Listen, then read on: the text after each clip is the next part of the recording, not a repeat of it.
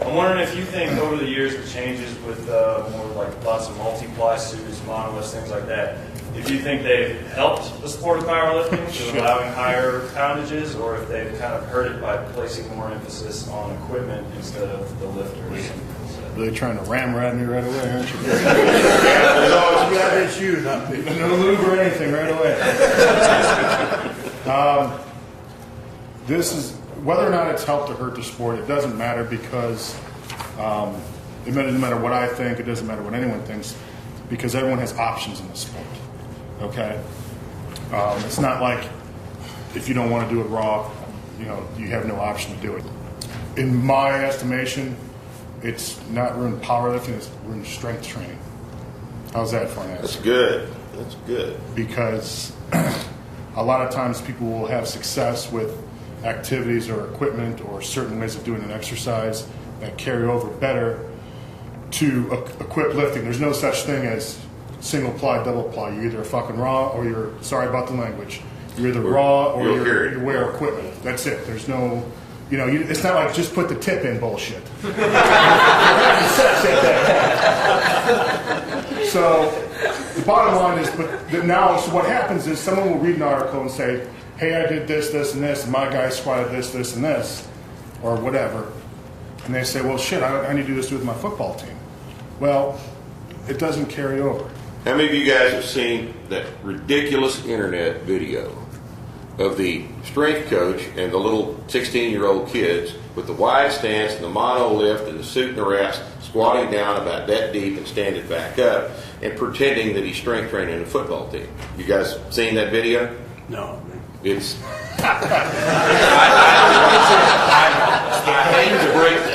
it's there, but you just leave that alone.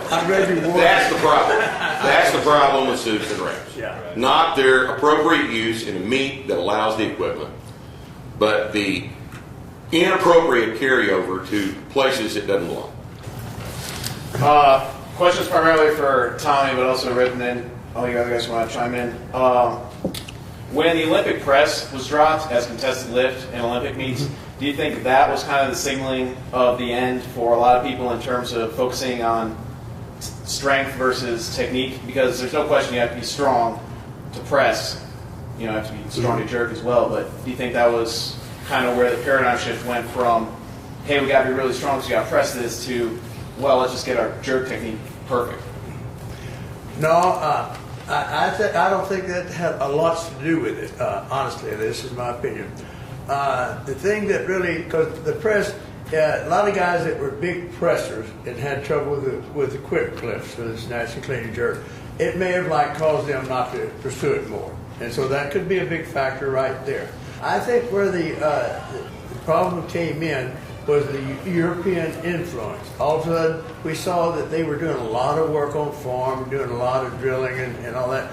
And all of a sudden we thought, well, this is the key. This is why they're doing so well. And they got away from strength training. And we were just talking the other night about how strong these foreign lifters are. In other words, they're squatting tremendous poundages and all. But our lifters don't do that. And so I think that the main thing was the European influence of the coming in. The press was a little bit, but the big thing was they just changed their whole attitude as to what made an Olympic lifter. All of a sudden it was all form and no strength, where I believe it's a combination of both. It's applied strength. It's like all sports.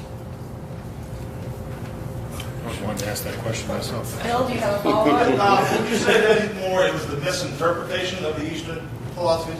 A misapplication, yeah, and interpretation. Both, yeah, that's kind of saying the same thing. Yeah. I'd add that a lot of people don't understand that if you have a weightlifting team, say the Bulgarian national weightlifting team, and everybody on the team is squatting 800 pounds for whatever reason that might be, then you have a different team than the United States team, where nobody on the team is squatting 500 pounds. Okay? You can't train the teams the same way. We understand that the stronger guys win, right? You got guys that have been selected or enhanced or whatever to an 800 squat. they can get away with training a certain way that is not appropriate for these guys over here that are only squatting 475, right? And the coaches of this team over here make a grave mistake and try to train like these guys over here are. It's like a high school football team trained like an NFL football. Exactly. You've got guys over here that need to be worried about something besides technique on the snatch and the clean and jerk. Because if you got really, really, really, really good technique but aren't very strong, then you're going to get to display that really, really good technique in the C session. This question is mainly for Mr. Suggs, but in your vast experience, what are the main issues, be it programming or coaching, that you really need to worry about when coaching or training women? Well, I say overall I trained some women, and I was real fortunate to have a little girl that had a lot of talent. That makes a good coach. If you have someone that has a lot of talent. The women, I train them exactly the way I train the men. The nice thing about the women is they don't argue as much, and they're more coachable, and that they usually come and they haven't trained on their own. They have their own quote ideas, and I think that makes it. And Bill Starr mentioned that about training the girls at Johns Hopkins. He had the girls and the men both in a couple of sports and all. How about how much easier they are to train because they're more coachable? And all. Otherwise, how you train the reps and sets, they're the same. I've just never, no difference at all. You change it because not of the sex, but because of the capacity of the athlete. In other words, one needs to do a little more squats because they can't come up with a squat clean. Well, they squat a little more than over here somebody that can come up very easily with it, but can't hold a jerk over here. And so you change it according to what the lifter needs, and sex just doesn't make any difference at all. Except they're just easier to get along with. You have to understand that women can do a vast majority of reps at a higher percentage than a guy can. Yeah. So, for example, let's say a guy squats 600. That he can only do 90%, maybe 3 reps. Or a female can maybe do 6 or 5, and then you say, well, she should be able to do this much when compared to a guy, when in reality she can't. Yeah. You're going to bottom out. You just take the actuality and you don't have to worry. But I agree that you'll find that. But when you train a person, I don't worry so much about the percentage of, but just kind of what they're actually doing. Yes. Yeah, and in that case, I train them basically the same. They seem to have maybe a little more work capacity for some things now. But so do individuals. But the thing is it's when I hear these questions about that, it's like, it's the same species. I think they appreciate it being treated just the same. I'll let them know that this is just how we train. This is what we're going to do. This is how I train somebody regardless. If I were going to do a PT test, I would probably have at least a body weight and a half, 1 rep max deadlift as the standard. I'd have I think a chin up test is extremely applicable to this. Because you can't do a chin up. You're either fat, weak, or hurt. All of them suck. All of them suck. You're so. And I think I would probably have a barbell press overhead test, because that tells you lots and lots of things that a push-up test does not tell you. And then I'd have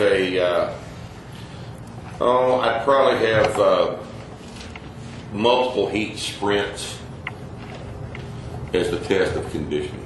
The problem has gotten to be this. We test, therefore we train for the test. The test is a shitty measurement of the thing it's designed to do, which is measure your ability to do a combat job. So we have this bad test. Now we train for this test instead of for the job, and the test serves itself. And that's inefficient. But that's the situation you're in right now. On the website in your interview, you touched a little bit on the isometric style training, and then recently Bill Starr, he wrote an article that was posted on there about, some things you would do, just kind of holding the weight in a stationary spot or Yeah, coming up isometric. against some pins? Well, I was just very fortunate to really get good experience in there.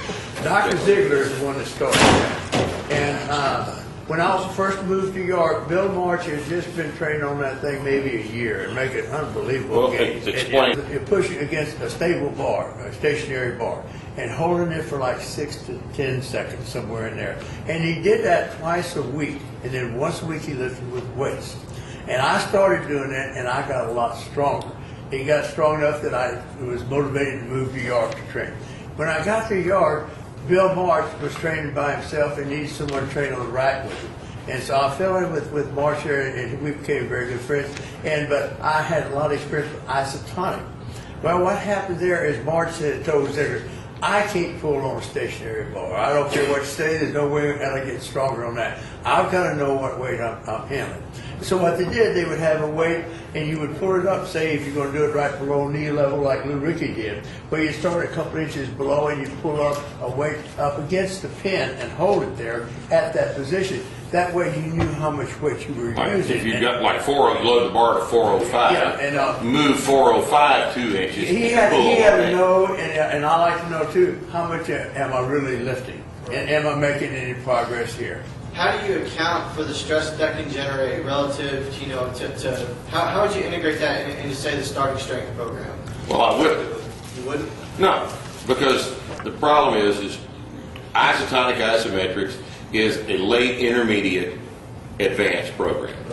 A novice has no business doing it. No. If you're really, really recruiting a high number of motor units, a set of 5 isotonic isometric benches will destroy your shoulder. Yeah.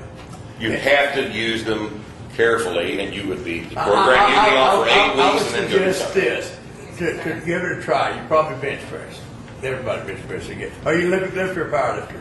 I was a powerlifter through high school, but I'm looking at trying to get into Olympic lifting. Olympic lifting. Well, we'll say that this would be just an example. We'll say if you're doing Olympic lifting, and you really have trouble like coming out of that bottom squat, and the bottom part of the squat is what your real problem is because you're used to going right down and up. You're not used to having like every once in a while they're hard to get. You have to stop. It's like just do this. It's like once a week, have it where you go down. What would be your heavy squat day? You probably have light, medium, and heavy days that you train your leg. You should. And I think most of y'all agree. Don't you agree with that you have to have some lighter training days in there also? It's like have on your heavy day. It's like have it where you warm up just a little bit, almost nothing. Have one set where you get down in your low squat position, front squat, have a pin above it, and come up and you do 2 reps. You touch it, and you come down, and you go up, touch it, and hold it for 6 or 8 seconds. And then get a level that's a little above parallel, a good strong level. It's just above parallel position. And do the same thing. And just do that exclusively for your heavy day. And do a little light squats in your Olympic lift. Pick one exercise and have that for your heavy day and try to give it a month and see if it works out.